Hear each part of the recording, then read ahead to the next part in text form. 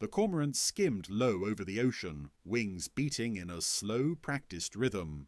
Morning light filtered through grey clouds, casting a dull metallic sheen across the breakers. Usually, this was his hour. The wind shifted as the day awoke, pushing cool air across the water, guiding him into effortless glides. Every seabird on this coast timed its movement with those subtle changes. But today, the wind did not shift, not even once. The Cormorant rose slightly, angling his body to catch the expected crosswind, his wings strained for lift. Nothing pushed back. The air lay flat and lukewarm against his feathers, like water that refused to flow. He flapped harder, unusually hard for this early. His long black body cut through the air, but the world offered no assistance. He felt every movement of his wings in his shoulders, every tremor of effort in his chest. He tried again. Tilt left, no crosswind. Tilt right, no shift. The wind had been frozen in place since dawn. He circled over the breakers. The waves rose and fell with slow, heavy motion, grey ridges collapsing inward, but even the spray carried straight upward, not drifting as it should. The air that received it simply held it for a moment before letting it fall in a narrow line back to the water. No wind meant no drift. No drift meant the coast felt wrong. A gull flew past him, flapping too quickly, wings beating sharp and fast. Gulls usually glided on coastal drafts, barely moving their wings. Today this one looked wind-starved. It glanced at the Cormorant mid-flight, confused, before banking toward shore. The Cormorant tried following, but the lack of wind meant each turn required full effort. He descended until the tips of his wings brushed the mist rising from the breakers. Instead of feeling the usual cool, sharp wind funneling upward from the waves, he sensed only warm, motionless air.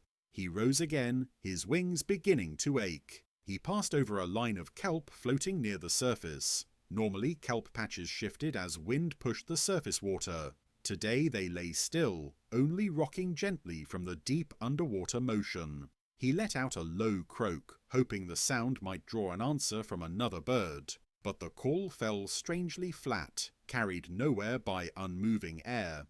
It barely drifted beyond his wingspan. He circled the coast again. A small flock of terns clustered on rocks, wings half open. They looked frustrated, tiny bodies built for sudden shifts and dives, now forced to fly heavy.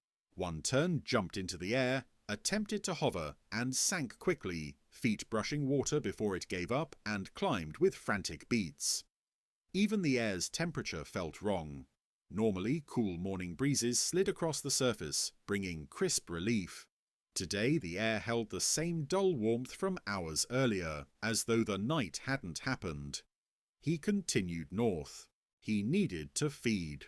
Far beneath him, fish darted in the shallows, silver streaks flashing. Diving should have been easy. Wind helped guide his descent, aligning his body perfectly to pierce the surface. But without wind, he descended too quickly, too steeply, losing balance mid-plunge.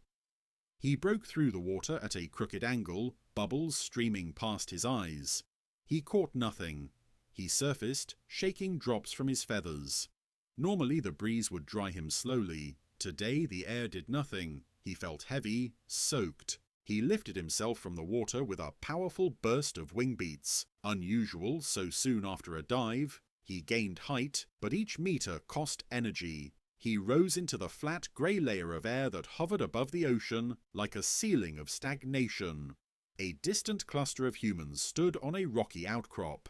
They carried instruments, wind vanes, portable anemometers, drones hovering uncertainly above water. One scientist held a small device with digital readouts. "Still dead," she said. "Zero lateral movement, zero directional change." Another raised a drone to a higher altitude. Even at 30 meters, no shift. The wind profile is flat. A third scanned the horizon. The entire coastal boundary layer is stable. No morning turnover, no cold air drainage from inland, no ocean breeze. The Cormorant, perched briefly on a nearby rock, watched them. He didn't understand the words, but their tone mirrored the unease in the wildlife. He took off again.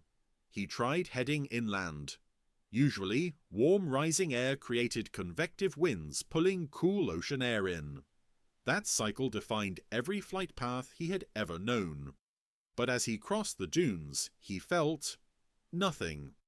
No inland pull, no sea breeze behind him, no lift from rising heat. The inland air felt identical to the coastal air, warm, thick, unmoving. A heron stood knee-deep in a marsh pool, feathers ruffled in frustration. It tried to take off, flapped hard, but the lack of wind meant it struggled to rise. The heron managed to lift itself only after several deep wing beats. Wind did not just shape flight, it shaped survival. The cormorant's chest tightened. He had burned more energy than usual. He needed food. He headed back to the breakers, hoping instinct would push him toward prey. He flew low, too low, and then flapped upward again when the motionless air failed to support him. The breakers below rolled and crashed, but their spray rose straight up like columns, dissolving without drift. He circled again, found a school of fish beneath him, and dove. This time he aligned his body manually, compensating for the missing wind. He struck the water cleanly, piercing into the cold depths. Fish scattered, but he outpaced one, caught it sideways between his beak, and surfaced in a splash. He swallowed it quickly, but the effort behind each dive doubled. He climbed again, wings trembling slightly from strain. If wind refused to shift tomorrow, or next week, or across the season, seabirds wouldn't reach feeding grounds, rafts of kelp would stagnate and rot, coastal temperatures would spike without mixing, insects wouldn't disperse, pollutants wouldn't lift, storms wouldn't form properly, migration flights would collapse, and the coastline, shaped for millennia by wind, would become a suffocating still belt of stale air. The cormorant flew onward, wings heavy, breathing hard, moving through an atmosphere that refused to move. And as he crossed once more above the grey breakers, he understood the quiet, creeping truth of the morning. The wind refused to shift. By the next dawn, the cormorant already knew something was fundamentally wrong. He felt it before he even attempted flight. The feathers along his wings dried unevenly overnight, clinging to his sides as if the air had failed to pull moisture from them. Normally, the coastal winds tugged at him even while he slept, combing through his plumage with rhythmic, predictable fingers. This morning, they didn't move at all. He hopped across the rocks, webbed feet tapping damp stone, and opened his wings wide. He expected at least a small gust funneling between the cliffs, cool air rising from the chilled night water, meeting warm air inland.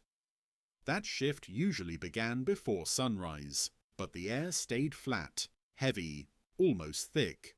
He launched himself with a running start. His body skimmed over the water, wings beating harder than he preferred at this hour. Gaining altitude felt like lifting through sludge. He angled his wings slightly to test the directional drift. Still nothing. He circled once above the breakers. They rolled rhythmically, grey and muted under the early sky. But the spray rose in vertical plumes, hanging briefly, falling straight back down. No sideways motion, no breeze to carry the droplets. He scanned the coastline, gulls clustered along the rocks, wings half open, waiting for a wind that did not arrive. They shifted restlessly, glancing upward as though expecting an invisible pattern to resume. One gull attempted to take flight, jumping from a rock with confidence, but instead of gliding, it dropped sharply before scrambling into a laboured climb. Another tried to hover above shallow water but flapped awkwardly, unable to hold position. The cormorant flew farther, pushing toward the deeper sea where wind lines usually formed along temperature gradients. But even here the air behaved like a sealed layer. No gusts, no pressure changes, no microcurrents. Just a single, uniform mass.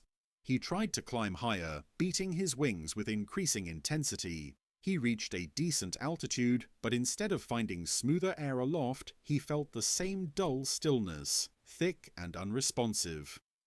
A group of shearwaters glided past him, or tried to.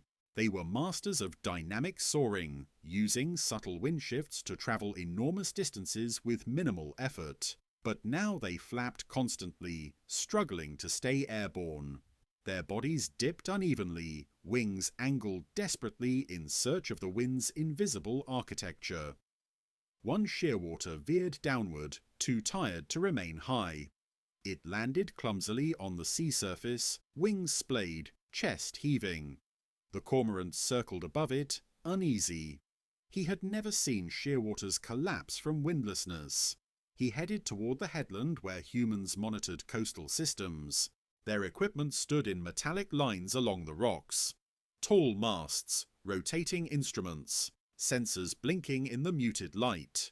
A team gathered near a large white weather station. He perched on a distant boulder, watching. One researcher tapped the anemometer, frustration in his posture. Still zero lateral flow, he shook his head. And zero directional change. The wind is stuck. Another woman stared at her tablet. Surface air temperature is rising too early. No mixing with cooler layers. The entire boundary layer is dead. A third adjusted a kite-like balloon tethered to the rocks. Even at 60 meters, no drift. The vertical profile is completely flat. The cormorant didn't understand their words, but he felt their tension like a predator's presence. Humans were uneasy. So were the birds. So was the ocean. He flew out again. The sun rose higher, but still the wind refused to shift. Usually by mid-morning the coastline awoke. Warm inland air rose, cool ocean air rushed in, and the day unfolded through a constant exchange. Without that exchange, humidity thickened. Salt hung in the air like a heavy scent cloud. He felt it in his feathers, salt that clung instead of dispersing. In his breathing, air that resisted being drawn. In his eyes, evaporation slowed, leaving them dry. He dove into the water for relief. The plunge felt normal, cold, biting, awakening. Below the surface, the world still obeyed physics. Currents moved, fish swam, deep water churned. He stayed longer this time, letting the cold soothe the ache in his wings. When he surfaced, droplets clung too long to his feathers. The air above him felt heavier than the water he came from. He flapped hard and lifted off, pausing mid-flight as he noticed something else. The smell of algae persisted without dispersing. The scent of fish lingered unnaturally close. Rotting kelp stank without drifting downwind. Even odour depended on shifting air. He flew along the shore. On a distant beach, pelicans gathered in a tight cluster.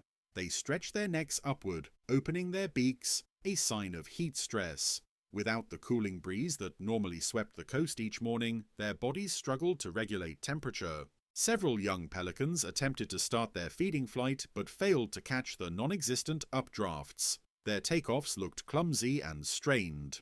On a nearshore rock shelf, a colony of seals lay sprawled across warm stone. The lack of wind meant the rocks retained more heat than usual. Even at dawn, they shifted uncomfortably, flippers tapping the surface, searching for a cooler patch.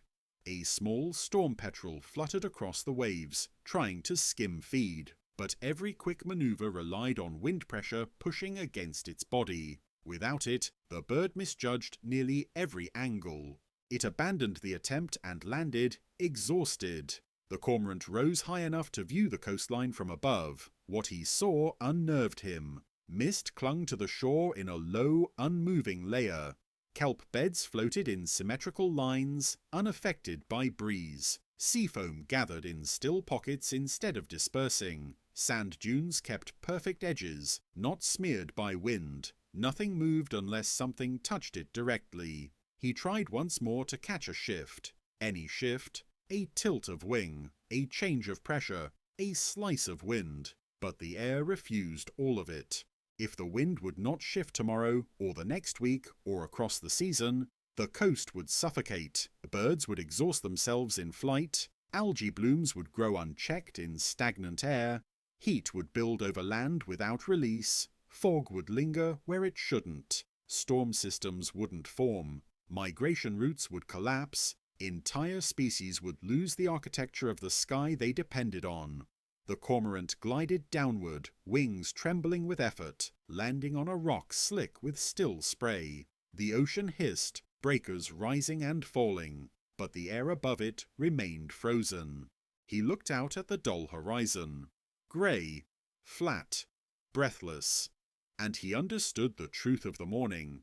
The coast was no longer breathing. The wind refused to shift.